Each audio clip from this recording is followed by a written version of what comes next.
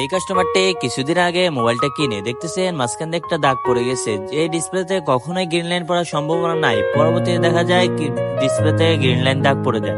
এটা কিন্তু AMOLED display না, বাট আইপিএস ডিসপ্লে। কম দামি একটা ফোনে এরকম গ্রিন লাইন। কাস্টমারের অভিযোগ, কেন এই দাগটা পড়ছে? কাস্টমার কিন্তু এই ফোনটা আনঅফিসিয়াল কিনে, পরবর্তীতে কিছুদিন পরে এই সমস্যায় ভুগতে হয়। বাট এখানে এখন করার কিছু নাই, আনঅফিসিয়াল কেনার কারণে কোনো সলিউশন দেওয়া যাবে না, কারণ এখন নিজের পকেট থেকে টাকা খরচ করে একটা ডিসপ্লে লাগানো লাগবে। দেখতেছেন আমরা অলরেডি মোবাইলটা করে ফেলছি এবং সুন্দরভাবে গাম লাগিয়ে দিব এবং সুন্দরভাবে ডিসপ্লেটা এখানে লাগিয়ে দিব।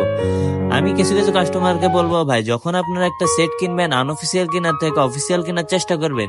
দেখা যায় হয়তো 3,000 4,000 টাকা বেশি কম কম বেশি হয়ে থাকে। এই ক্ষেত্রে দেখা যায় আপনারা কোনো ভুলটা করবেন না। 1 বছর ওয়ারেন্টি পাবেন। 1 বছর ওয়ারেন্টির ভিতরে কিছু হলে 1 বছরের ভিতরে কাস্টমার কেয়ার থেকে আপনাকে সার্ভিসিং করে দিবে। কোনো সমস্যা হলে তারা আপনার সেটটার সলিউশন সমাধান করে দিবে এবং সুন্দরভাবে তারা কাজটা করে দিবে, আর আপনার পকেট থেকে কোনো খরচ হবে না।